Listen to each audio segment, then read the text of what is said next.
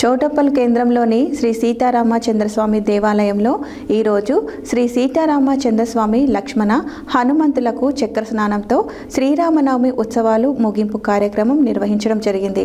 ఉదయం 11 గంటలకు శ్రీ సీతారామచంద్రస్వామి దేవాలయ కమిటీ ఆధ్వర్యంలో నిన్నటి రోజు కళ్యాణోత్సవం ఘనంగా నిర్వహించుకొని స్వామివారి ఉత్సవమూర్తులను శ్రీ సీతారామ లక్ష్మణ హనుమంతుల వారి విగ్రహాలకు చక్ర స్నానం చేయించి తిరిగి గర్భగుడి ప్రవేశం చేయడం జరిగింది. చౌటప్పల్ కేంద్రంలోని శ్రీ సీతారామచంద్రస్వామి దేవాలయంలో ఈరోజు శ్రీ సీతారామచంద్రస్వామి లక్ష్మణ హనుమంతులకు చక్ర స్నానంతో శ్రీరామనవమి ఉత్సవాల ముగింపు కార్యక్రమం నిర్వహించడం జరిగింది. ఉదయం 11 గంటలకు శ్రీ సీతారామచంద్రస్వామి దేవాలయ కమిటీ ఆధ్వర్యంలో నిన్నటి రోజు కళ్యాణోత్సవం ఘనంగా నిర్వహించుకొని స్వామివారి ఉత్సవమూర్తులను శ్రీ సీతారామ లక్ష్మణ హనుమంతుల వారి విగ్రహాలను చక్ర స్నానం చేయించి తిరిగి గర్భగుడి ప్రవేశం చేయడం జరిగింది. ఇది కార్యక్రమంలో శ్రీరామనవమి ఉత్సవం ముగింపు జరిగింది.